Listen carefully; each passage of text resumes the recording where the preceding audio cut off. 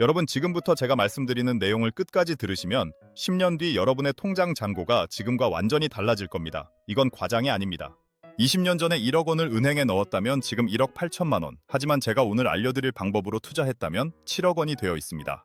무려 5억 원 이상의 차이입니다. 서울 외곽 아파트 한 채 값이 허공으로 사라지거나 생겨나는 차이죠. 더 놀라운 건 투자의 신 워렌 버핏이 자기 아내에게 전 재산의 90%를 이 방법으로 투자하라고 유언으로 남겼다는 사실입니다. 평생 수만 개의 기업을 분석한 그가 정작 가장 소중한 사람에게는 딱 한 가지만 추천한 겁니다. 그 방법의 이름은 바로 S&P 500입니다. 영상 끝까지 보시면 세 가지를 완벽하게 이해하시게 됩니다. 첫째, S&P 500이 왜 세상에서 가장 안전하고 확실한 투자법인지. 둘째, 국내 ETF와 해외 직접 투자 중 뭘 선택해야 하는지. 셋째, 세금을 최소화하면서 수익을 극대화하는 계좌 선택법까지요. 자, 시작하겠습니다. 여러분 혹시 매년 통장에 찍히는 이자를 보면서 한숨 쉬어본 적 없으신가요? 2025년 현재 시중은행 1년 정기예금 금리가 가장 높아봐야 2.5% 수준입니다. 그런데 작년 소비자 물가 상승률이 얼마였는지 아세요? 2.3%였습니다. 이게 무슨 뜻일까요? 우리는 은행에 안전하게 돈을 넣어두고도 실제로는 거의 이득을 못 보고 있다는 뜻입니다. 내 돈의 가치가 짜장면 값이 오르는 속도를 따라가지 못하고 있는 거죠. 그래서 주식 투자를 생각해보지만 이름만 들어도 머리 아픈 기업 보고서를 읽어야 할 것 같고 당장 내일 주가가 반토막 날까봐 무섭기만 합니다. 하지만 만약 세상에서 가장 안전하고 확실한 투자법이 딱 하나 있다면 어떨까요? 공부할 시간 없는 우리들을 위해, 신경 쓸 여력 없는 우리들을 위해 만들어진 것 같은 그런 방법 말입니다. 오늘 제가 그 방법을 완벽하게 알려드리겠습니다. 세상에서 가장 안전하고 확실한 방법의 이름은 바로 S&P 500입니다. 잠깐, 이름부터 너무 어렵다고요? 알파벳의 숫자까지 나오니 머리가 아프신가요? 괜찮습니다. 딱 1분만 들으시면 이 용어가 동네 마트 이름처럼 친숙해질 겁니다. S&P 500을 아주 쉽게 비유해볼까요? 이건 그냥 미국에서 가장 잘 나가는 대표 선수 500명을 모아놓은 어벤져스 팀이라고 생각하시면 됩니다. 미국이라는 거대한 나라의 주식시장에 상장된 수천 개의 기업 중에서 가장 믿음직하고 가장 돈 잘 버는 500개의 기업만 엄선해서 한 팀으로 묶어놓은 거죠. 이 팀의 선수 명단을 한번 볼까요?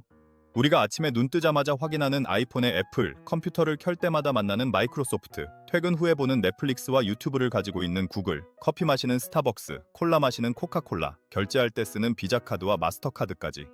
어떤가요? 이미 우리 일상을 완벽하게 지배하고 있는 기업들이죠.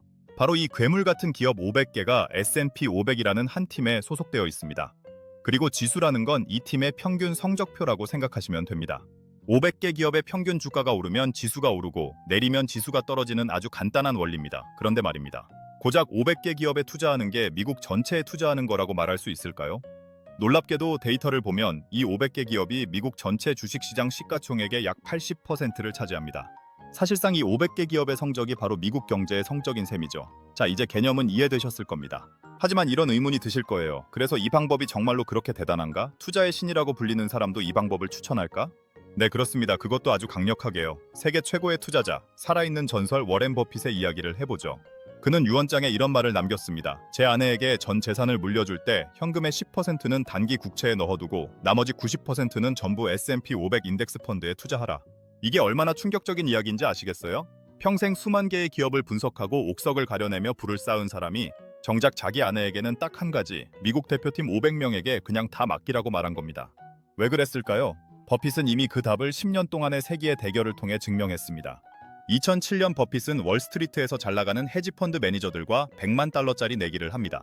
앞으로 10년 동안 당신들이 고른 펀드 5개 묶음과 S&P 500 인덱스 펀드 중 어느 쪽의 수익률이 더 높을까? 결과는 어땠을까요? 헤지펀드 전문가들이 열심히 종목을 고르고 사고 팔며 얻은 10년 동안의 연평균 수익률은 고작 2.2%였습니다. 같은 기간 그냥 S&P 500 지수를 가만히 따라가기만 했던 인덱스 펀드의 연평균 수익률은 무려 8.5%였습니다.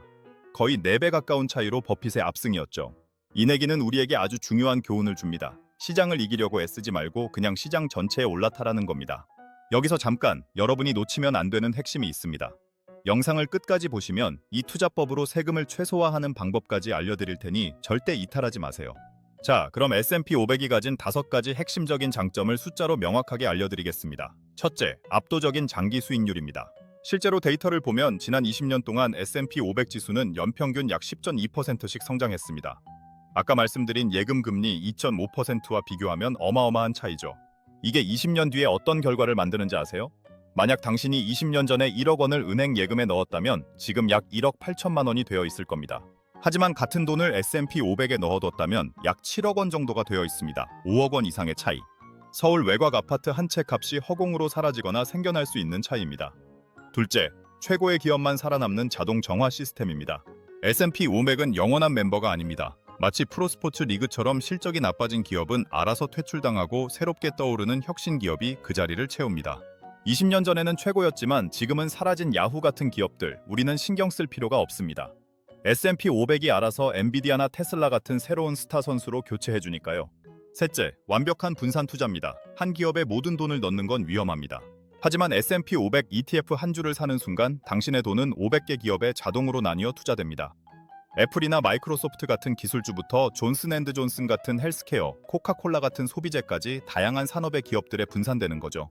넷째, 낮은 진입 장벽입니다. 애플 주식 한 주를 사려면 수십만 원이 필요하지만 국내에 상장된 S&P 500 ETF는 한 주에 2만 원도 안 되는 돈으로 살 수 있습니다.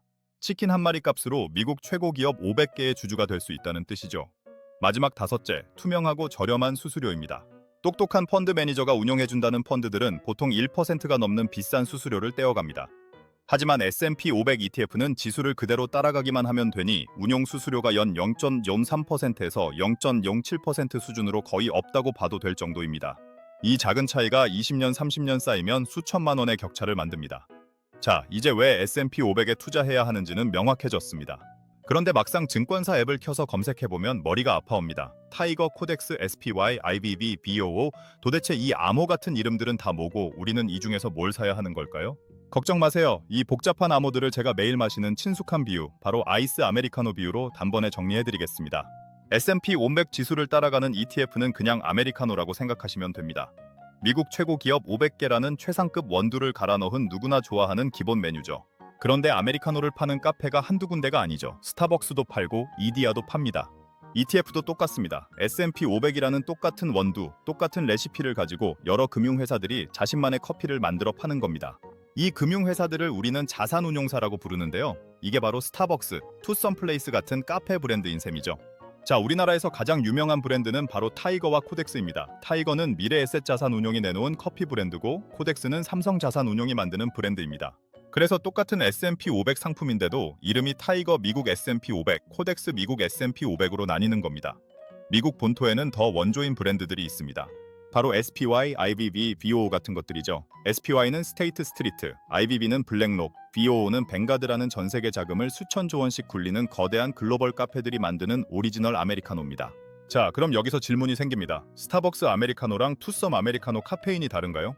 아니죠. 잠을 깨워주는 각성 효과라는 본질은 같습니다. 컵홀더 디자인이나 가격이 아주 미세하게 다를 뿐이죠. ETF도 마찬가지입니다. 타이거든 코덱스든 SPY든 모두 S&P 500이라는 똑같은 지수를 추종하기 때문에 장기적인 수익률은 거의 똑같이 움직입니다. 99% 똑같다고 보셔도 무방합니다. 차이가 있다면 아주 미세한 운용 보수, 그러니까 커피값의 차이와 한 주당 가격 정도입니다. 결론이 뭘까요? 타이거, 코덱스, SPY, 이 이름 자체에 너무 스트레스 받지 마시라는 겁니다. 뭘 고르시든 본질은 같습니다. 미국 최고 기업 500개에 분산 투자하는 효과는 똑같이 누릴 수 있습니다.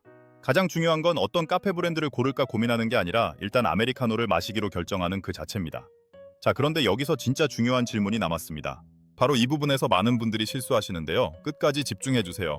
집 앞 편의점에서 파는 국내 커피를 사 마실 것이냐, 아니면 비행기 타고 미국 현지 카페에 가서 오리지널 커피를 사 마실 것이냐, 즉 한국 증권시장에 상장된 국내 ETF를 살 것인가, 아니면 미국 증권시장에 상장된 해외 ETF에 직접 투자할 것인가 하는 문제죠. 이 둘은 세금부터 환율, 투자 방식까지 아주 중요한 차이점들이 있습니다. 편의점 커피, 즉 국내 상장 ETF는 어떻죠? 슬리퍼 신고 나가서 원화로 쉽게 살 수 있습니다. 정말 편리하죠. 반면 현지 카페 아메리카노, 즉 해외 직접 투자 ETF는 원조에 마실지는 몰라도 그 나라까지 가야 하고 그 나라 돈으로 계산해야 하는 번거로움이 있습니다. 자, 그럼 둘 중 뭐가 더 좋을까요? 편의성이냐, 원조의 감성이냐? 이 둘의 장단점을 세 가지 기준으로 명확하게 비교해드리겠습니다. 첫째, 편의성입니다. 이건 당연히 국내 상장 ETF, 편의점 커피의 압승입니다.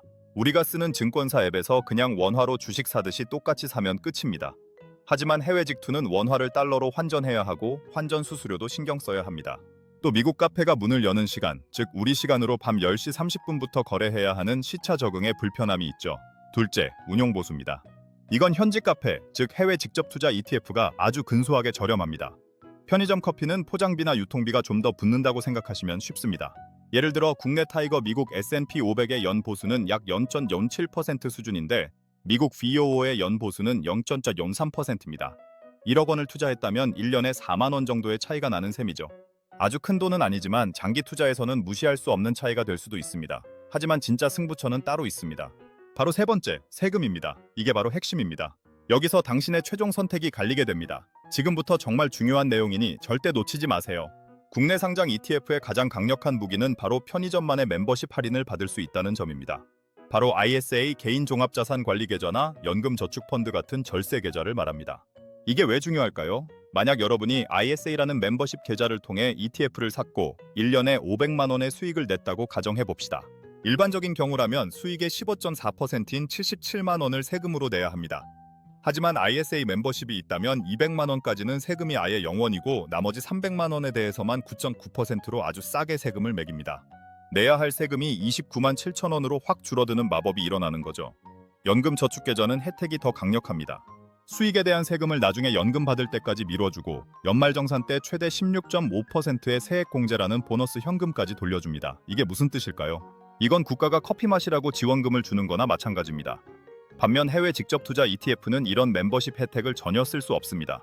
대신 다른 룰을 따릅니다. 1년 동안 주식이 올라서 번 돈이 250만 원까지는 세금이 없습니다. 그리고 250만 원을 초과하는 수익에 대해서는 무조건 22%의 양도소득세를 냅니다. 여기서 잠깐 많은 분들이 착각하시는 부분이 있습니다. 이 부분을 모르고 투자하면 나중에 엄청난 세금 폭탄을 맞을 수 있으니 꼭 기억하세요. 자, 본격적인 비교에 앞서서 우리는 가장 먼저 최악의 선택지부터 지워버려야 합니다. 마치 지뢰밭을 걷기 전에 위험 지역을 명확히 표시하는 것과 같죠. 수많은 투자자들이 별 생각 없이 발을 들였다가 후회하는 함정. 바로 일반 계좌에서 국내에 상장된 해외 ETF를 매수하는 것입니다. 왜 그럴까요? 언뜻 보면 숫자는 우리를 속입니다. 국내 상장 해외 ETF의 수익에 붙는 세금은 배당 소득세 15.4%입니다. 반면 미국 시장에 직접 투자해서 얻는 수익에 붙는 세금은 양도소득세 22%죠. 15.4% 대 22%. 당연히 15.4%가 더 유리해 보이지 않나요? 바로 이 지점이 모든 비극의 시작입니다. 이 15.4%라는 숫자는 달콤한 미끼에 불과합니다. 이 투자의 가장 치명적인 독소 조항은 바로 금융소득 종합과세입니다. 이게 뭐냐면 여러분이 ETF 투자로 얻은 수익을 포함해서 이자, 배당 같은 금융소득이 연간 2천만 원을 넘어가는 순간 시스템이 완전히 바뀌어버립니다. 2천만 원까지는 15.4%로 끝나지만 그 초과분은 여러분의 근로소득이나 사업소득과 합산되어서 최대 49.5%에 달하는 세율을 얻어맞게 됩니다. 상상해보세요. 여러분이 10년간 꾸준히 S&P 500 ETF를 모아서 1억 원의 수익을 냈다고 칩시다. 이걸 일반 계좌에 있는 국내 상장 ETF로 가지고 있었다면 2천만 원까지만 15.4% 세금을 내고 나머지 8천만 원에 대해서는 소득 구간에 따라서 최대 49.5%까지 세금을 낼 수도 있습니다. 15.4%만 생각했다가 거의 절반에 가까운 돈을 세금으로 낼 수도 있다는 것. 말 그대로 세금 폭탄을 맞는 겁니다. 하지만 이게 끝이 아닙니다. 진짜 무서운 건 따로 있습니다. 바로 건강보험료입니다. 금융소득이 직장가입자라면 2천만 원 초과인 경우, 지역가입자라면 1천만 원 초과인 경우 건강보험료 산정 기준에 포함됩니다. 갑자기 매달 내는 건강보험료가 수십만 원씩 뛰어오르는 걸 보게 될 겁니다. 이건 세금과는 또 다른 차원의 고정 지출 증가죠. 수익은 한 번이지만 올라간 건보료는 계속해서 여러분의 현금 흐름을 압박하게 됩니다. 반면에 해외 직접 투자는 어떨까요? 배당 같은 경우 해외 직투도 앞서 말씀드린 금융소득 기준을 넘어가면 금융소득 종합과세 대상이 되지만 매매 차익에 관해서는 수익이 1억이든 10억이든 상관없습니다. 무조건 분리과세로 22%에서 끝납니다. 여러분의 다른 소득과 절대로 섞이지 않아요. 당연히 건강보험료에도 아무런 영향을 주지 않습니다. 깔끔하죠? 이쯤 되면 결론은 명확해집니다. 표면적인 세율 15.4%라는 숫자에 속아서 일반 계좌에서 국내 상장 해외 ETF를 장기 투자하는 것은 내 자산에 스스로 시한폭탄을 설치하는 것과 같습니다. S&P 500이나 ETF를 매수하려고 하시는 분들은 대부분 장기로 가져가서 수익을 크게 내려고 하시는 경우가 많으실 겁니다. 그렇기에 꼭 금융소득 종합과세가 되는 한도를 생각해 보셔야 합니다. 그래서 우리는 여기서 첫 번째 원칙을 확립해야 합니다. 이 원칙은 협상의 여지가 없습니다. 반드시 기억하세요. 장기 투자 목적의 해외 ETF는 일반 계좌에서 국내 상장 상품으로 투자하지 않는다. 자, 이제 가장 위험한 길을 지웠으니 안심이 되시죠? 그럼 이제부터는 이 지뢰밭을 피해갈 수 있는 안전하고 확실한 길, 최고의 선택지는 무엇인지 본격적으로 탐색해 보겠습니다. 우리가 방금 최악의 선택지, 일반 계좌 국내 상장 ETF 투자라는 지뢰밭을 깔끔하게 지워버렸습니다. 그럼 이제 뭘 해야 할까요? 당연히 최고의 선택지를 찾아 그 길로 달려가야겠죠. 다행히도 우리에겐 정부가 직접 등판시켜준 아주 강력하고 믿음직한 구원 투수가 있습니다. 바로 절세계좌 3대장 중에서도 가장 막강한 연금저축과 IRP, 이 두 개의 연금 계좌입니다. 결론부터 말씀드리겠습니다. 만약 여러분의 투자 목적이 노후 준비라면 이 연금 계좌를 활용해서 국내에 상장된 S&P 500이나 나스닥 ETF를 사는 것이 해외 직투의 그 어떤 장점과도 비교할 수 없는 압도적인 정답입니다. 왜 압도적이라는 표현까지 쓰는지 제가 지금부터 그 이유를 세 가지로 나누어 설명해 드리겠습니다. 첫째, 과세이연이라는 시간의 마법입니다. 이게 정말 무서운 개념인데요. 이 계좌 안에서는 여러분이 ETF를 팔고 다른 걸 사든 배당이 들어오든 55세가 되어 돈을 인출하기 전까지는 세금을 단 1원도 떼어가지 않습니다. 눈덩이를 굴릴 때 중간에 떼어가는 사람이 없는 거예요. 수십 년 동안 세금 없이 오로지 수익이 수익을 낳는 복리의 마법이 극대화되는 겁니다. 30년 뒤에 보면 중간에 세금을 떼인 눈덩이와 그렇지 않은 눈덩이의 크기는 비교가 불가능할 정도로 차이가 벌어지게 됩니다. 둘째, 저율과세라는 파격적인 할인 혜택입니다.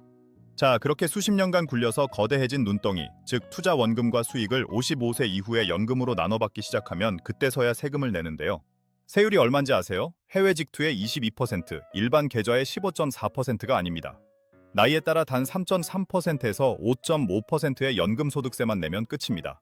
숫자로 보면 그 차이가 더 와닿습니다. 만약 여러분이 1억 원의 순수익을 냈다고 가정해보죠. 해외 직투였다면 250만 원을 공제하고도 약 2,145만 원을 세금으로 내야 합니다. 하지만 연금 계좌에서는 최대 5.5%, 즉 550만 원만 내면 됩니다. 똑같은 수익을 냈는데 세금만 1,600만 원 가까이 차이가 나는 겁니다. 이게 작은 차이일까요? 그리고 마지막 셋째, 이건 거의 사기 캐릭터 수준의 혜택입니다. 바로 세액공제입니다. 앞선 두 가지가 미래의 세금을 아껴주는 방어적인 혜택이었다면 이건 지금 당장 여러분의 통장에 돈을 꽂아주는 공격적인 혜택입니다. 연금 계좌에 연간 최대 900만 원까지 납입하면 연말정산 때 최대 16.5%, 즉 148만 5천 원을 그대로 돌려줍니다. 이게 무슨 의미일까요? 여러분이 900만 원을 투자하는 순간 국가는 여러분에게 아무 조건 없이 16.5%의 확정 수익률을 보너스로 얹어주는 겁니다. 세상에 어떤 투자가 시작부터 16.5% 수익을 보장해주나요? 이건 투자가 아니라 사실상 국가가 주는 보조금에 가깝습니다. 자, 이쯤 되면 여러분도 명확해지셨을 겁니다. 노후 자금을 마련할 목적이라면 다른 선택지는 쳐다볼 필요도 없다. 연금 계좌가 정답이다. 물론 세상에 공짜는 없겠죠. 이 강력한 혜택에는 두 가지 현실적인 조건이 붙습니다. 첫째, 이 돈은 55세까지 인출할 수 없는 말 그대로 미래의 나를 위한 돈이라는 점입니다. 중간에 급하다고 깰 수는 있지만 그럴 경우 그동안 받았던 세금 혜택을 모두 토해내야 하는 엄청난 페널티가 있습니다. 둘째, 세액공제 혜택은 소득이 있어서 세금을 내는 사람에게만 의미가 있다는 점입니다. 소득이 없는 분이라면 이 보너스 혜택은 받을 수 없죠. 하지만 이 두 가지 조건만 감당할 수 있다면 연금 계좌는 그야말로 논쟁의 여지가 없는 최고의 선택지입니다. 자, 그럼 노후 자금은 이걸로 해결됐습니다. 그런데 이런 질문이 바로 떠오르실 겁니다. 알겠다. 그럼 55세 이전에 써야 할 돈, 중장기적인 목돈은 어디에 투자해야 하는가? 바로 이 지점에서 드디어 오늘의 하이라이트, 가장 뜨거운 전쟁터가 열립니다. 지금부터가 진짜 핵심입니다.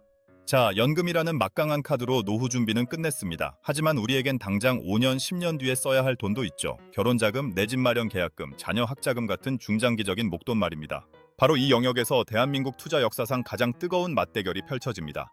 이쪽 코너에는 ISA 계좌, 저쪽 코너에는 오랜 시간 왕좌를 지켜온 전통의 강자, 해외 직접 투자입니다.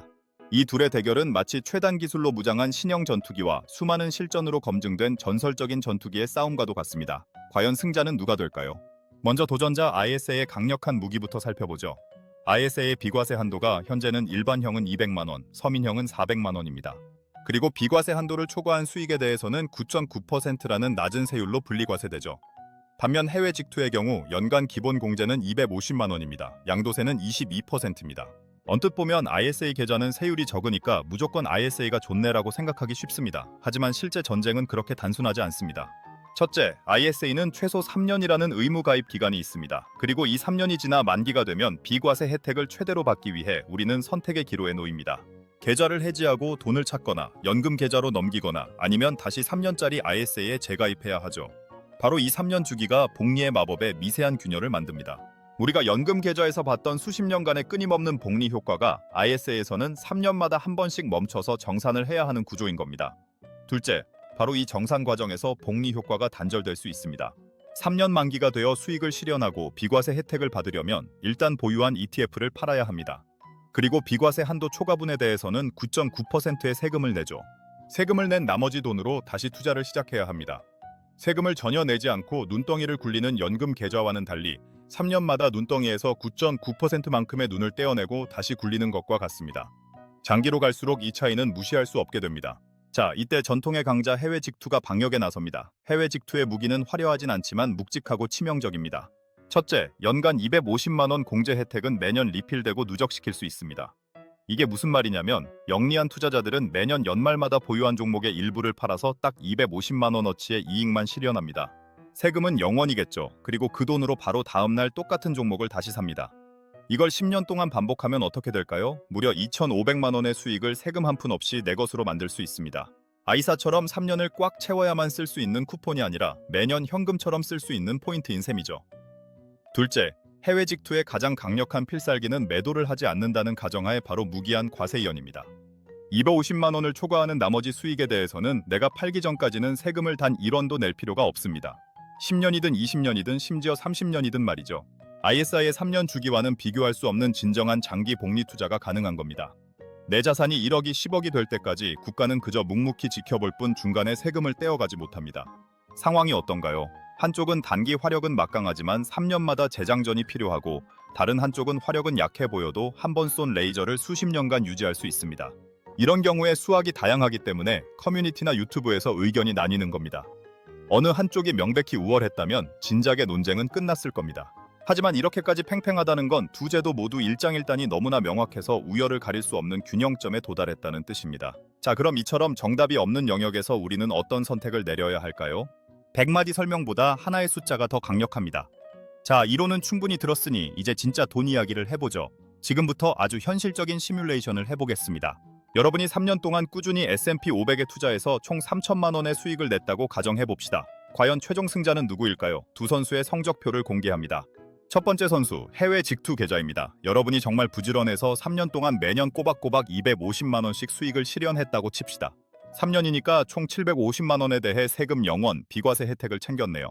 남은 수익 2,250만 원에 대해서는 얄짤없이 22% 양도소득세를 내야겠죠. 최종적으로 여러분 주머니에 들어오는 돈은 2,505만 원입니다. 두 번째 선수, ISA 계좌입니다. 3년 의무 가입 기간을 채우고 만기가 되어 기분 좋게 해지한다고 가정해보겠습니다. 수익 200만 원까지는 비과세, 나머지 2,800만 원에 대해서는 9.9% 분리과세입니다. 세금은 약 217만 원입니다. 최종 실수령액은 2,722만 원입니다. 결과가 보이시나요? 해외 직투가 3년 내내 열심히 절세 노가다를 해서 세금을 줄였는데도 2,505만 원. ISA 계좌는 가만히 뒀다가 만기 때 찾았는데 2,722만 원. 단 3년 만에 ISA 계좌가 약 217만 원을 더 벌어다 줍니다. 217만 원이면 최신형 맥북 에어 한 대를 공짜로 받는 셈입니다. 심지어 만약 ISA 비과세 한도가 500만 원으로 늘어난다면 이 격차는 더 벌어지게 됩니다. 기간이 짧아도 길어도 세금 측면에서 보면 ISA가 유리합니다. 이게 바로 오늘 시뮬레이션의 핵심 결론입니다. 해외 직투에 매년 250만 원 공제가 강력한 무기인 건 맞지만 ISA가 가진 9.9% 저율 과세라는 방패를 뚫기에는 역부족이라는 겁니다. 수학적으로 계산기를 두드려보면 수익금의 규모가 커질수록 22% 세율과 9.9% 세율의 격차는 더 벌어질 수밖에 없습니다. 자, 여기까지 들으면 답은 정해진 것 같죠? 무조건 ISA가 정답이구나. 하지만 투자의 세계, 무조건은 없습니다. 이 압도적인 ISA의 승리에도 불구하고 해외 직투를 선택해야만 하는, 선택하는 게 훨씬 유리한 세 가지 예외 상황이 있습니다. 당신이 여기에 해당하는지 반드시 체크하셔야 합니다. 첫째, 연간 투자금이 ISA 납입 한도를 훌쩍 뛰어넘는 고액 투자자입니다.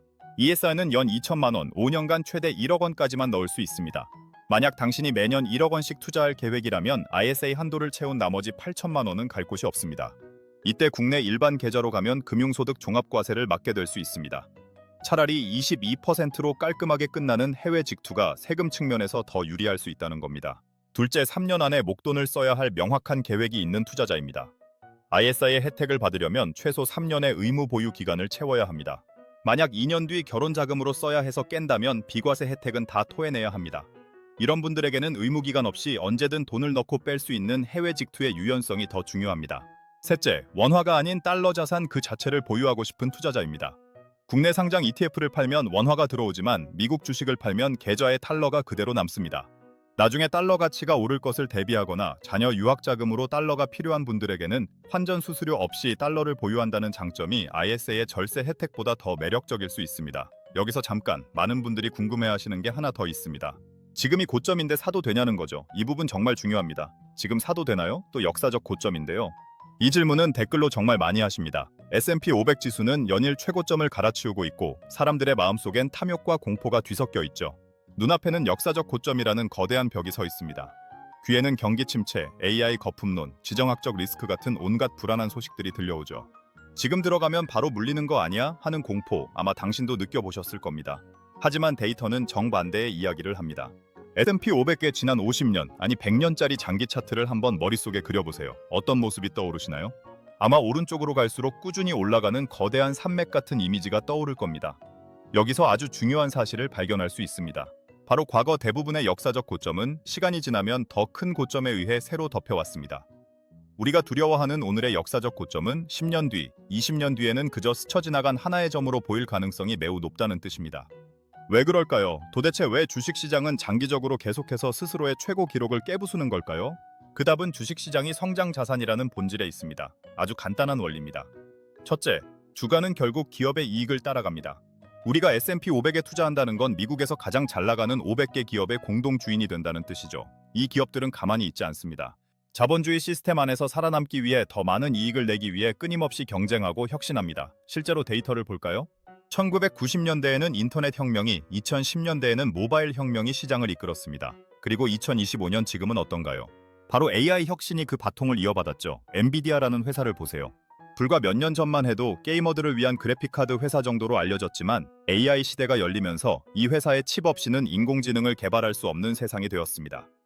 그 결과 엔비디아의 이익은 폭발적으로 증가했고 주가는 수십 배 뛰어오르며 S&P 500 지수 전체를 끌어올리는 기관차 역할을 하고 있습니다.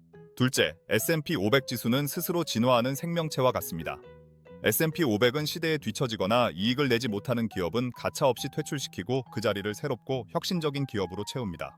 과거에 시장을 호령했던 제너럴 일렉트릭이나 코닥 같은 기업들이 사라지고 그 자리를 테슬라나 엔비디아 같은 새로운 시대의 강자들이 차지하는 시기죠.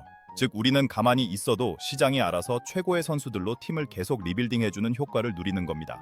결국 고점 갱신은 이제 위험하니 도망가라는 경고등이 아닙니다. 오히려 그 반대입니다. 미국 최고의 기업 500개가 열심히 일해서 이만큼 성장했습니다라는 성적표이자 자본주의 시스템이 건강하게 작동하고 있다는 가장 강력한 증거인 셈이죠. 고점은 성장의 끝이 아니라 성장의 과정에서 나타나는 자연스러운 이정표일 뿐입니다. 물론 이 말을 듣고도 마음 한편이 불안한 분들이 계실 겁니다. 알겠습니다. 장기적으로 우상향하는 건 알겠는데 하필 내가 산 바로 그 순간이 꼭지면 어떡하죠? 그래서 제가 충격적인 데이터를 하나 보여드리겠습니다. 지금부터 들려드릴 이야기는 흔한 인터넷 썰이 아닙니다. 자산 규모만 무려 9조 달러, 한화 약 1경원을 굴리는 미국 3대 증권사 찰스 슈왑이 실제 데이터를 바탕으로 검증한 연구 결과입니다. 실험 조건은 이렇습니다. 2005년부터 2024년까지 정확히 20년 동안 매년 똑같이 2,000달러, 약 290만 원씩 투자합니다. 20년 동안 투자 원금은 총 4만 달러, 우리 돈으로 약 5,800만 원 정도가 되겠죠.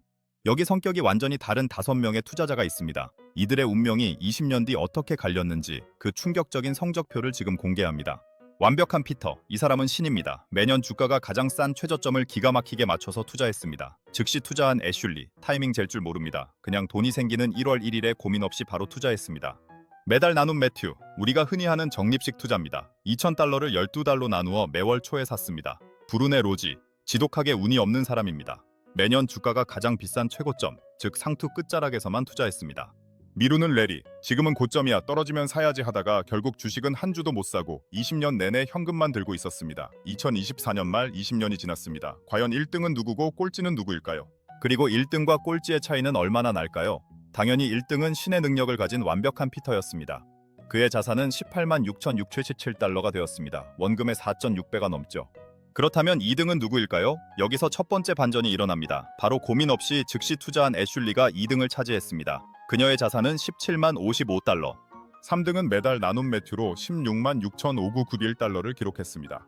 애슐리와 큰 차이가 없죠. 적립식 투자도 충분히 훌륭하다는 증거입니다. 자, 다시 돌아와서 오늘 이야기의 하이라이트입니다. 매년 최고점에만 물렸던 브루네 로지와 투자가 무서워 현금만 들고 있었던 미루는 레리. 과연 누가 더 비참했을까요? 많은 분들이 고점에 물린 로지가 망했겠지라고 생각하십니다. 하지만 결과는 정반대였습니다. 브루네 로지의 최종 자산은 약 15만 1,343달러입니다. 반면 현금만 들고 기회를 엿보던 미루는 레리의 자산은 얼마였을까요? 고작 47,357달러였습니다. 원금 4만 달러에서 겨우 7,000달러 불어난 겁니다. 은행 이자 수준이죠. 이 숫자가 보이십니까? 15만 달러, 4만 7천 달러. 역사상 최악의 타이밍에 주식을 산 사람이 타이밍을 재느라 투자가 아예 안 한 사람보다 자산을 3배 넘게 불렸습니다. 도대체 왜 이런 일이 벌어졌을까요? 이유는 간단합니다. 로지는 비록 비싸게 샀을지언정 시장에 머물러 있었습니다. 하지만 레리는 완벽한 기회를 기다리느라 시장의 성장을 단 1초도 누리지 못했습니다. 손해보기 싫다는 그 마음이 결과적으로는 가장 큰 손해인 기회비용 상실을 불러온 겁니다. 이 연구가 던지는 메시지는 섬뜩할 정도로 명확합니다. 투자에서 가장 큰 위험은 고점에 사는 것이 아니라 시장 밖에 있는 것이다. 그런데 말입니다. 머리로는 알겠는데 가슴은 여전히 벌렁거립니다. 그래, 로지가 돈을 번 건 알겠어. 하지만 내가 로지가 된다면 내 계좌가 반토막 나는 그 공포를 내가 견딜 수 있을까?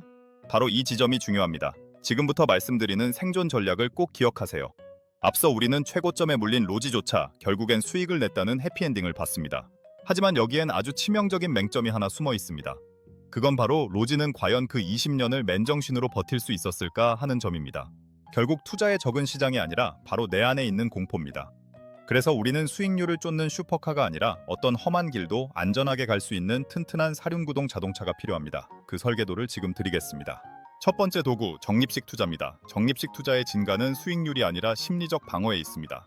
상상해보세요. 내가 산 주식이 다음 달 폭락했습니다. 적립식 투자자는 웃습니다. 오, 세일하네. 이번 달엔 같은 돈으로 더 많이 살 수 있겠네. 두 번째 도구, 자산 배분입니다. 주식이라는 공격수 옆에 채권이라는 골키퍼, 그리고 금이라는 최후의 수비수를 함께 세우는 겁니다.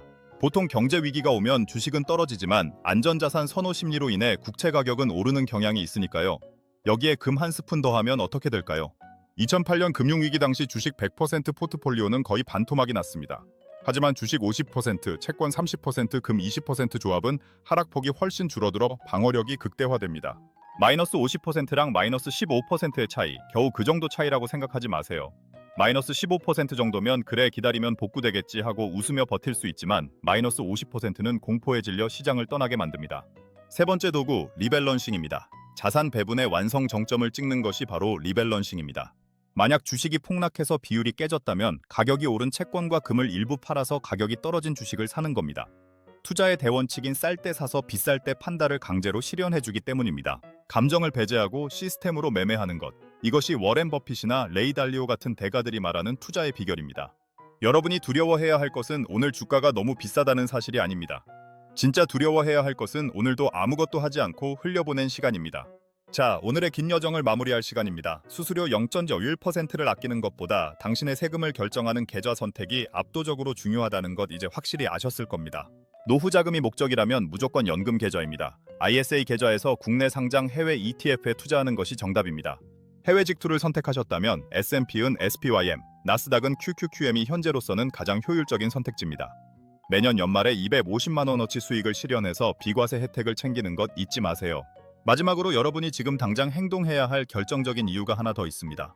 현재 정부에서는 ISA 계좌의 혜택을 대폭 강화하려는 세법 개정 움직임이 있습니다. 투자의 세계에서 가장 비싼 비용은 망설임입니다. 투자를 시작하기 가장 좋은 때는 어제였습니다. 그리고 두 번째로 좋은 때는 바로 오늘입니다. 거창한 돈이 필요한 게 아닙니다. 오늘 저녁 치킨 한 마리 값, 단돈 2만 원이라도 괜찮습니다. 20년 뒤에 여러분은 고점 공포를 이겨내고 매수 버튼을 누른 오늘의 여러분에게 눈물겹게 감사하게 될 것입니다. 함께 성장하는 투자자 커뮤니티를 만들어 가겠습니다. 오늘 이 영상이 당신의 소중한 자산을 지키는 데 자신감을 드렸기를 진심으로 바랍니다. 영상이 도움이 되셨다면 좋아요와 구독 부탁드립니다. 감사합니다.